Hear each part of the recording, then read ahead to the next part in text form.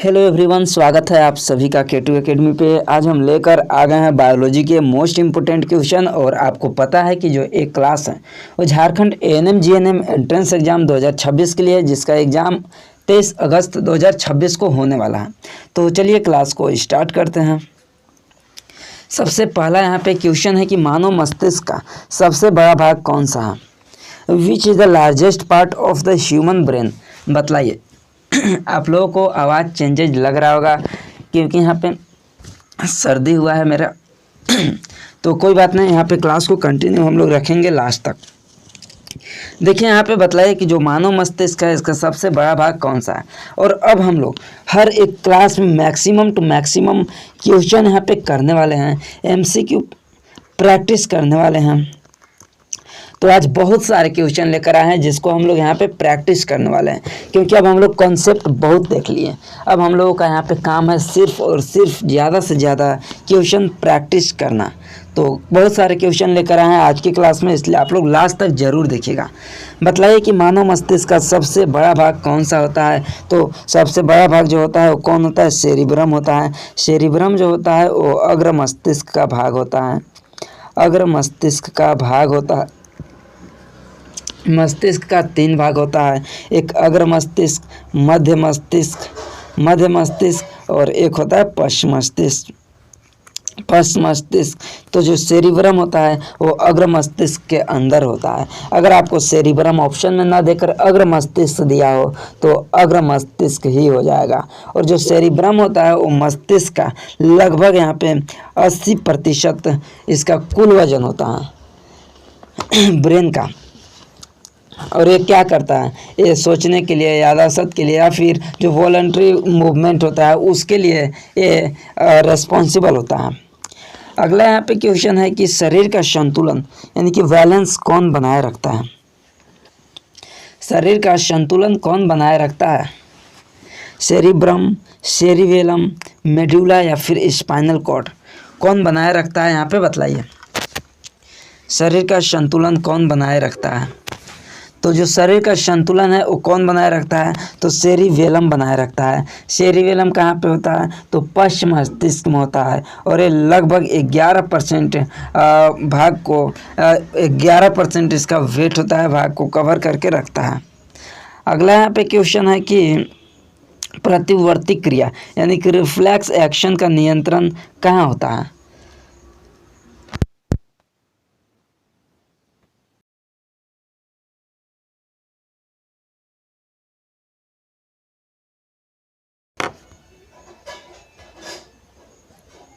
बतलाइए यहाँ पे reflex action का नियंत्रण कहाँ पे होता है। यहाँ पे बतलाइए यानी कि जो प्रतिवर्ती क्रिया है वो कहाँ से नियंत्रित होती है। रिफ्लेक्स एक्शन जैसे कि क्या आपको हम पहले भी बताए हैं, जैसे कि यहाँ पे आग है या फिर कोई भी ऐसी चीज़ है जो कि बॉडी नहीं सह सकता। आग के ऊपर अगर यहाँ पे हाथ रखते हैं तो ऑटोमेटिक से पीछे खींच लेता है हाथ, तो वो होता है रिफ्लेक्सेस क्रिया, बहुत फास्ट होता है। तो इसको जो नियंत्रित करता है वो कौन नियंत्रित करता है, तो स्पाइनल कॉर्ड इसको नियंत्रित करता है। स्पाइनल कॉर्ड इसको नियंत्रित करता है। अगला यहाँ पे क्वेश्चन है कि मानव शरीर की सबसे बड़ी अंतःस्रावी ग्रंथि कौन सी है। Largest endocrine gland in the human body. Human body के अंदर लार्जेस्ट एंडोक्राइन ग्लैंड कौन सी होती है। Thyroid gland, pituitary gland, adrenal gland या फिर पेनक्रियाज, कौन सा है यहाँ पे बतलाइए। तो अगर सबसे बड़ी एंडोक्राइन ग्लैंड की बात करें तो थायराइड ग्लैंड है, जो कि पहले भी बता चुके हैं। और जो पेनक्रियाज होता है, अग्नाशय जो होता है, ये एक मिक्स ग्लैंड होता है जो कि एंडोक्राइन और एक्सोक्राइन यानी कि अंतःस्रावी और बहिःस्रावी ग्रंथि दोनों तरह के यहाँ से होते हैं। अगला यहाँ पे क्वेश्चन है कि न्यूरॉन की संरचनात्मक एवं क्रियात्मक इकाई क्या है। Functional unit of nervous system. Nervous system का फंक्शनल यूनिट क्या है। नर्वस सिस्टम का फंक्शनल यूनिट नेफ्रॉन। नेफ्रॉन किसका फंक्शनल यूनिट होता है, तो किडनी का होता है फंक्शनल यूनिट। किडनी का फंक्शनल यूनिट होता है। न्यूरॉन किसका होता है, तो न्यूरॉन जो होता है वो नर्वस सिस्टम का ही होता है। नर्वस सिस्टम का जो कि क्वेश्चन ही पूछा है तो ऑप्शन बी हो जाएगा। इसके अलावा दिया गया है एल्वियोलस, तो ये क्या होता है, तो लंग्स का होता है फंक्शनल यूनिट, और विलाई जो होता है वो स्मॉल इंटेस्टाइन का फंक्शनल यूनिट होता है, स्मॉल इंटेस्टाइन का फंक्शनल यूनिट होता है। क्लियर क्लियर जल्दी से बतलाइए, यहाँ तक क्लियर है, यहाँ तक क्लियर है।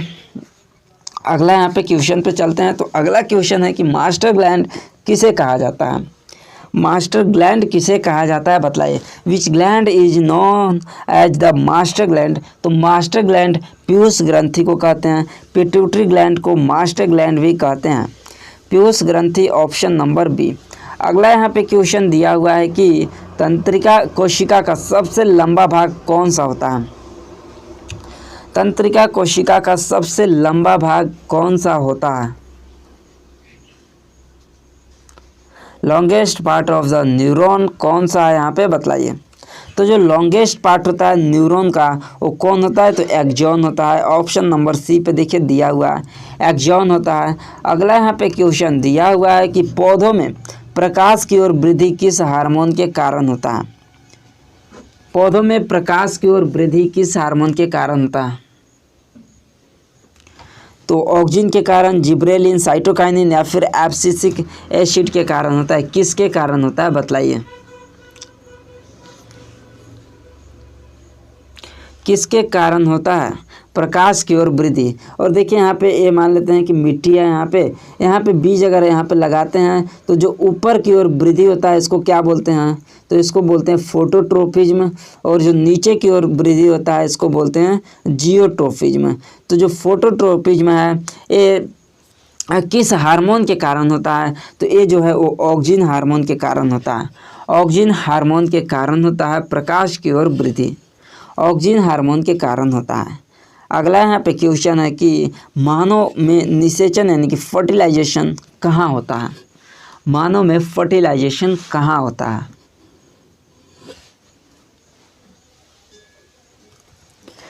यूट्रस के अंदर, फैलोपियन ट्यूब, ओवरी या फिर वेजाइना, कहाँ पे होता है फर्टिलाइजेशन, तो फैलोपियन ट्यूब के अंदर होता है, और fallopian tube option number B, fallopian tube के अंदर यहाँ पे होता है इसका फर्टिलाइजेशन।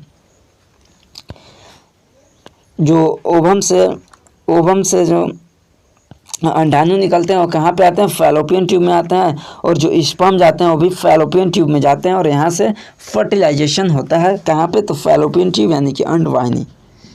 अगला क्वेश्चन है यहाँ पे कि मानव में गर्भावस्था की सामान्य अवधि कितनी होती है, normal duration of pregnancy in humans in 6 month, 7 month, 9 month या 10 मंथ। तो इसका जो नॉर्मल ड्यूरेशन होता है वो 9 मंथ होता है, 9 मंथ होता है। अगर आपसे डेज में पूछा जाए तो 280 दिन, 280 दिन अप्रॉक्स होता है। अगला यहाँ पे क्वेश्चन है कि अगला यहाँ पे क्वेश्चन दिया हुआ है कि पुरुष जनन कोशिका कहलाती है, जो मेल गैमिट होता है वो क्या होता है, ओवम, तो ये जो है वो फीमेल गैमिट होता है, फीमेल गैमिट, एंड स्पर्म जो होता है वो मेल गैमिट होता है। मेल गैमिट कौन है, तो स्पर्म है, स्पर्म है। जाइगोट क्या है, तो ये जो फर्टिलाइजेशन के बाद बनता है वो जाइगोट बनता है, और इसके बाद एम्ब्रायो बनता है, और एम्ब्रायो कहाँ पे जाकर रुकता है यानी कि इंसर्ट होता है, तो यूट्रस के अंदर यानी कि गर्भाशय के अंदर चला जाता है एम्ब्रायो। अगला यहाँ पे क्वेश्चन है कि युग्मकों यानी कि गैमेट्स में गुणसूत्रों की संख्या होती है, number of chromosomes in human gametes in 23, 46, 44 या 48, कितना होता है numbers of chromosome, numbers of chromosome कितना होता है, तो 46 होता है टोटल नंबर्स ऑफ क्रोमोसोम। अगर 23 पेयर्स बोलता तो होता सही राइट आंसर, बट यहाँ पे नंबर टोटल पूछा है तो 46 नंबर्स होते हैं, 46 नंबर्स होते हैं।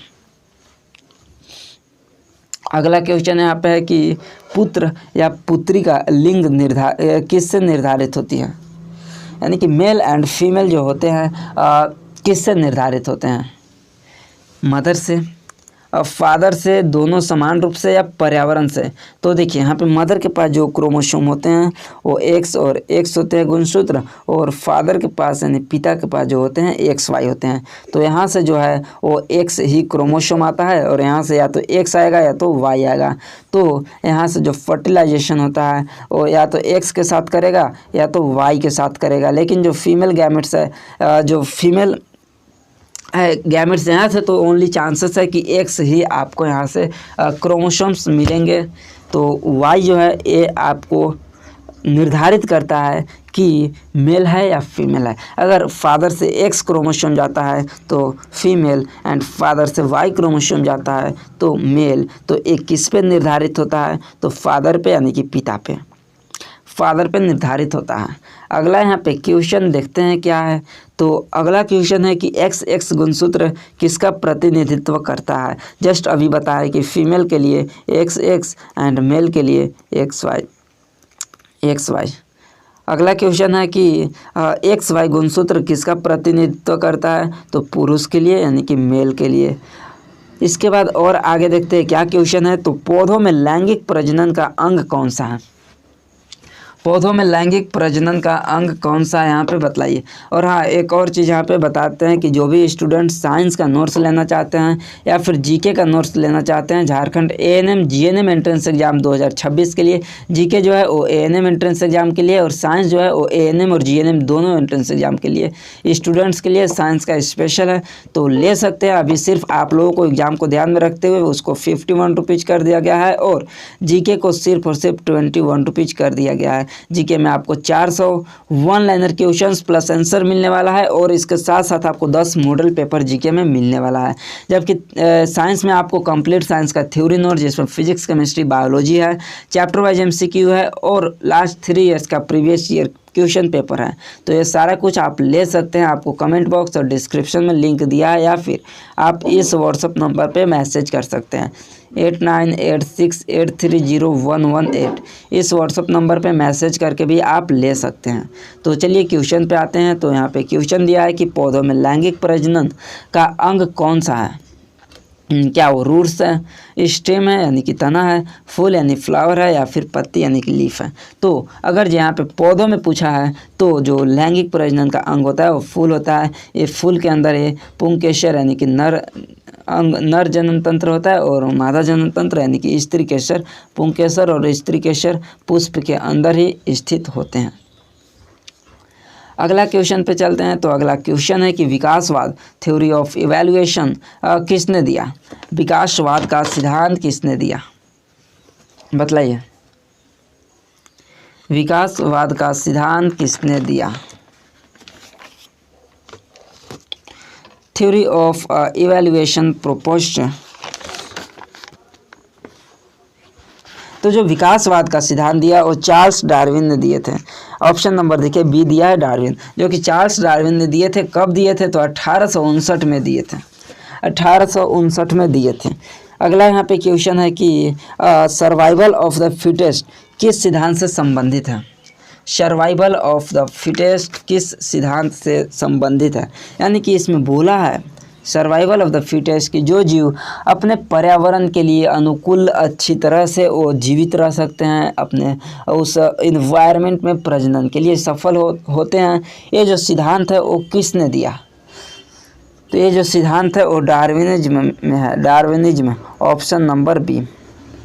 अगला यहाँ पे क्वेश्चन है कि मनुष्यों का वैज्ञानिक नाम क्या है? तो जो मनुष्य का वैज्ञानिक नाम है वो होमो सैपियंस है। होमो सैपियंस मनुष्य का वैज्ञानिक नाम है। अगला क्वेश्चन है कि ABO रक्त समूह की खोज किसने की? ABO रक्त समूह का खोज किसने किया? विलियम हार्वे ने, कार्ल लैंडस्टीनर, एडवर्ड जेनर, या फिर लुइस पास्चर? तो जो ABO रक्त समूह का खोज किए थे वो कार्ल लैंडस्टीनर ने किए थे। कब किए थे? तो 1900 ईस्वी में किए थे कार्ल लैंडस्टीनर ने। और इसके लिए इनको 1930 ईस्वी में नोबेल पुरस्कार से सम्मानित किया गया था। इसके बाद यहाँ पे अगला क्वेश्चन है कि सार्वभौमिक रक्तदाता यूनिवर्सल डोनर कौन है। यूनिवर्सल डोनर जो होता है वो कौन होता है? तो यूनिवर्सल डोनर यानी कि वैसा ब्लड ग्रुप जो सभी को अपना ब्लड डोनेट कर सकता है, चाहे किसी भी ब्लड ग्रुप का है। तो यूनिवर्सल जो ब्लड ग्रुप होता है वो ओ निगेटिव होता है। और अगर यूनिवर्सल ब्लड रिसीवर की बात करते हैं यानी कि किसी भी ब्लड ग्रुप से वो ले सकता है ब्लड, तो ए बी पॉजिटिव होता है। A B positive universal receiver होता है और ओ निगेटिव यूनिवर्सल डोनर होता है। अगला यहाँ पे क्वेश्चन है कि मानव शरीर की सबसे बड़ी ग्रंथि कौन सी है, बतलाइए। इसको भी हम आप लोगों को बतलाए हैं। और हाँ, एक और चीज़, अभी तक आप लोग चैनल को सब्सक्राइब नहीं किए हैं तो आप लोग चैनल को सब्सक्राइब कर लीजिएगा, अपने दोस्तों को शेयर कीजिएगा, लाइक कीजिएगा इस क्लास को। और कंटिन्यू क्लासेस हो रही है तो आप लोग क्लास को भी कंटिन्यू कीजिएगा, क्योंकि बहुत सारे साइंस का भी क्लासेस हो चुका है, मैथ्स का भी स्टार्ट हो चुका है, तो आप लोग जीके का भी हो चुका है। तो आप लोग प्लेलिस्ट में जाइए, वहाँ पे आपको मिल जाएगा बहुत सारे क्लास, वहाँ से आप लोग करते रहिएगा। तो देखिए यहाँ पे जो लार्जेस्ट ग्लैंड होता है वो लीवर है। लीवर है, यकृत है लार्जेस्ट ग्लैंड। अगला यहाँ पे क्वेश्चन पे आते हैं। तो सार्वभौमिक ग्राही यानी कि यूनिवर्सल रिसीवर जो होता है वो कौन होता है? अभी जस्ट आप लोगों को हम बताए थे कौन होता है यूनिवर्सल रिसीवर, कौन होता है, बतलाइए। आप लोग इसका कमेंट करके बतलाइए। बाकी हम इस क्लास को यहाँ पे ही रोक देते हैं, आगे की क्लास हम अगली क्लास में देखेंगे। बाकी हम मिलते हैं हम अगली क्लास में। बाकी आप लोग अपना तैयारी करते रहिएगा, पहले का भी बहुत सारे क्लासेस हो चुका है, उस क्लासेस को भी आप लोग यहाँ पे देखते रहिएगा।